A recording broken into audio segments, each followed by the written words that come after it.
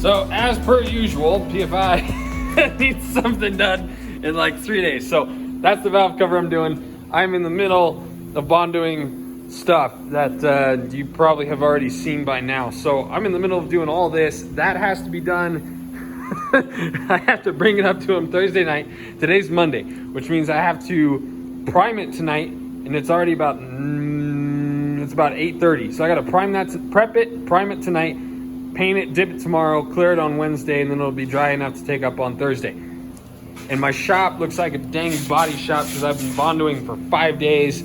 And so this is gonna suck, but we're gonna do it because that's what we do. So we're doing a red, I think is what we decided on. I think this is red. Yeah, so we're gonna do VHT, red. And then we're gonna do this zombie comic book graphic that's somewhere in all that jazz. So I'll show you that later. So here we go.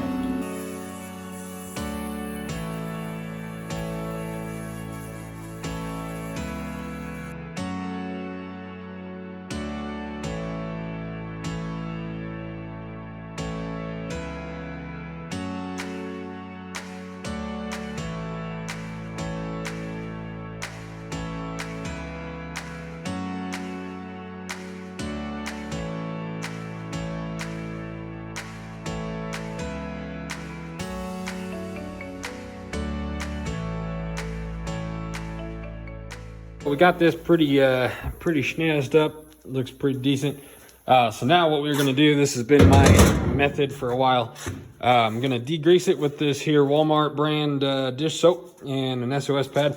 Scrub that down, degrease it, throw it in the oven at like 350 for about 15 minutes. Just bake any other oil that's soaked into the metal. Then while that's baking, I'm gonna try and clean some area in this gigantic mess to prime tonight. And then I'm going home because I gotta work in like 6 hours.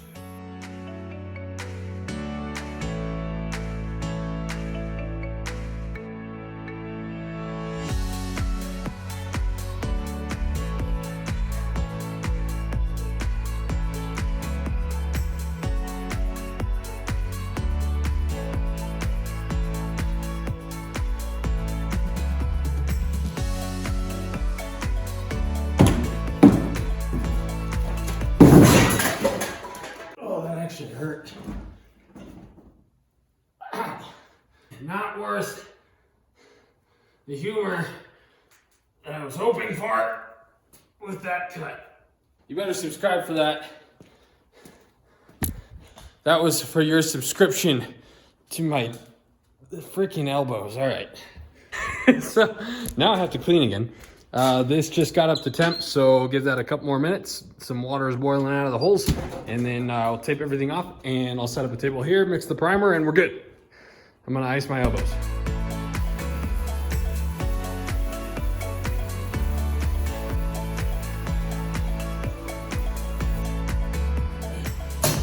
Try not to get water on the table.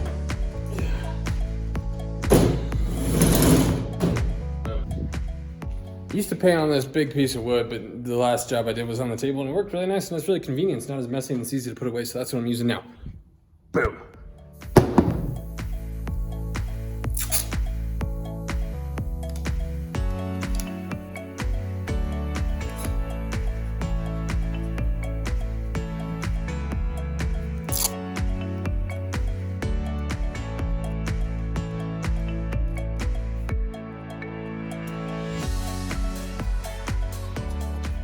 For choice of primer, we're using a epoxy primer. This is the brand Tamco. Used them for a while, love them.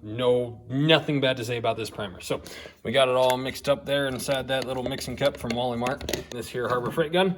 I use these for primer because if they clog, I can just throw them away and go buy another one for $15. We're gonna throw that in that, spray it on that. Boom, we're done. For clear, I do use a, I think it's a DeVille Bliss. It's purple like this, but it's a lot more expensive.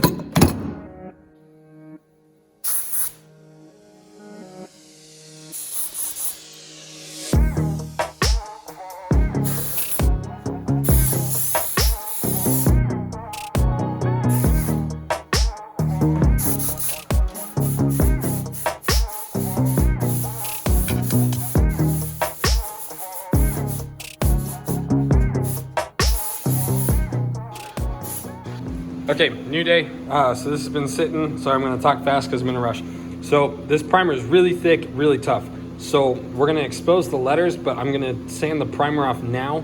So then after we paint it, it's really easy to take that off.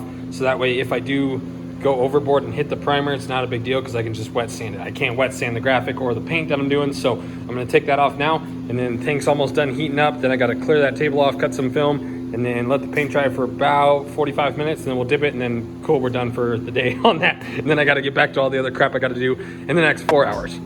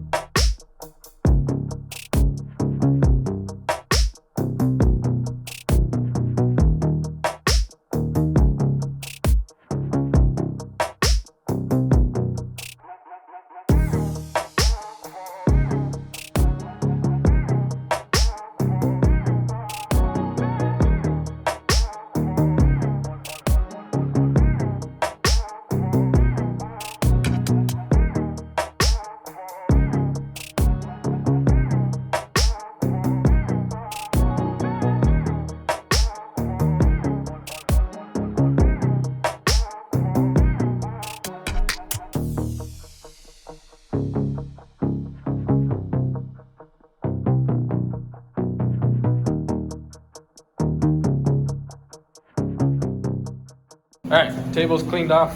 Tank is almost full, just probably another 2-3 minutes. Forgot to mention with this primer, you could top coat up to 7 days after spraying it without wet sanding it. So that's another reason why I really like it. Got that little run out of the corner there. Did almost 3 coats. I did like 2 light coats and then a medium. So that's got all the coverage that I want on it. We probably have another 15 minutes or so for that to dry. In that time, I'm going to start cutting the film. Right here, I have just enough of this zombie film left to do just that valve cover. So cross your fingers that I don't screw it up, because I have just enough left, and I'll show you why, because this roll looks full, but it's not. So we got this super long piece, a couple little scrap pieces here, and then that section there is all I have that's full. So I need about 25 inches of this, which will be probably to about this line, because a lot of stuff I do is valve cover, so that line is probably about 25-30 inches. And then we want the graphic to all face the same way, so this is upside down for what you will see it soon. But yeah, so I only have this one shot to do this, so cross your fingers. But this graphic is pretty sick, so it'll kind of tone down the red because a lot of it has some grays in it, but then these light spots are going to show the red through real nice, so it should be pretty sweet. The CRX is called Zombie, I think. That's why we're doing the zombie theme. So tank is done. That's that. So I'm going to cut that, give that another 10-15 minutes, and then we'll dip it.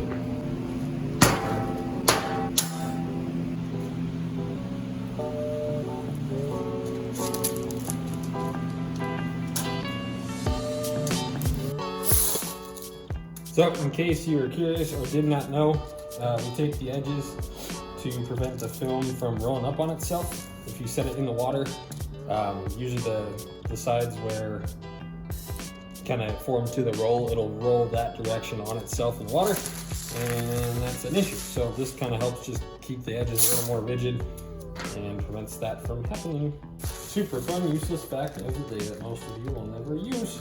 You're welcome. Also, I leave the edges open because that gives the film the ability to kind of expand in the water, so that helps get the wrinkles out. Ready to dip.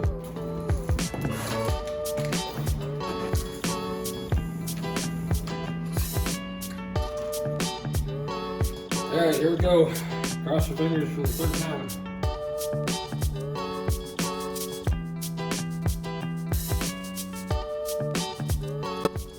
If I remember right, this film is really cool when it reacts to the water. It all wrinkles up crazy, and then it'll smooth out as the time goes on. So this sits on the water for 1:20, and then I do 3 light passes of activator, and then we're ready to roll.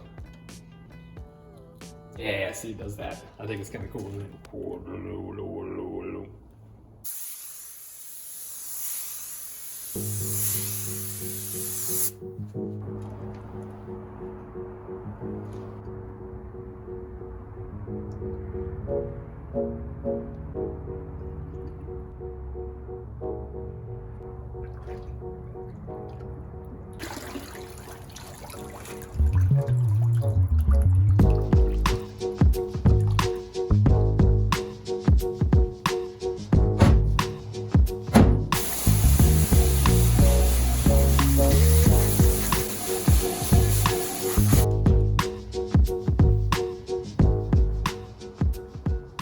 backside stretched a little bit, but it's the back and it still looks pretty all right.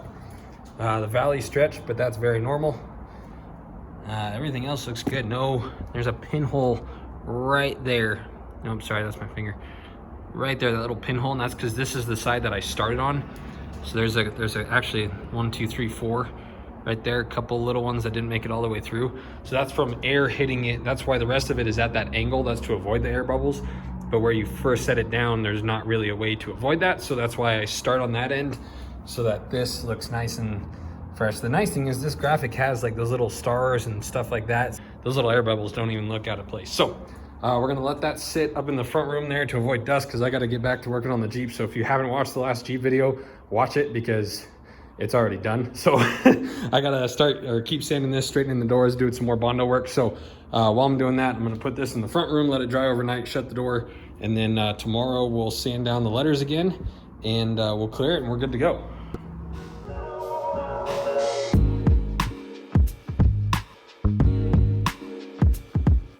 Okay, got the floor all wetted down, misted that wall just a little bit, so we should have condensed all the dust to back here.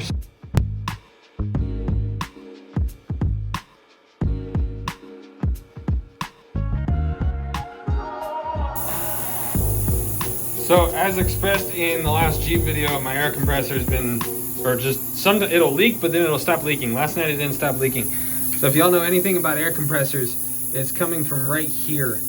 This little black valve thing here. Maybe it's not, what the heck? It's coming from above this plastic piece that, what does that do? Is that like a, that's gotta be, so that line goes to there. So that's got to be like the pressure regulator, right? Oops, I just took pictures. So it's coming from the tip of that right there. We have a new development. It doesn't, that little valve thing does not leak when the air compressor is on. So it's going to be hard to hear for you guys probably.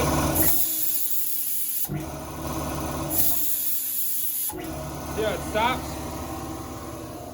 So if you know what that is, let me know. All right, so we're ready to roll.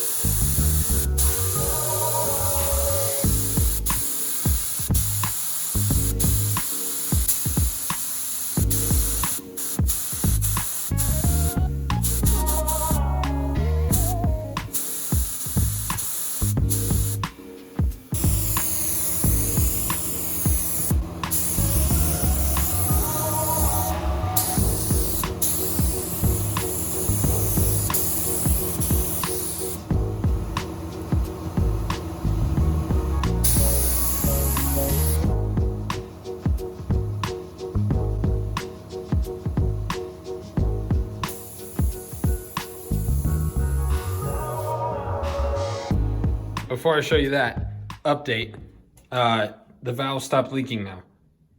So I don't know what's going on. I did some YouTubing, but let me know what you think about that. Anyways, okay, so turned out good. I'm happy with it. Clear, laid quite well. There's a dust mark right there, as you can see it in the glare. There's another little tiny one right there that's, I mean, you can't, the nice thing is these dust marks are light enough you can't tell unless you're at the appropriate angle, but turned out really good, man. The whole, there's a little bit of orange peel there. It's hard, since that's straight up and down, it's really hard to get that glassy, but from head on, it looks pretty good. You got to be at the right angle to see that. Half that might be that reflection. Anyways, looks good. Everything turned out good. Just, yeah. I don't know how to do these like review of my own works. It's like, yeah, looks good. I've seen this 20 times. I like it. But yeah, it turned out sweet. This graphic's pretty cool. It's got a lot going on, a lot of detail in it. That's all I got for you.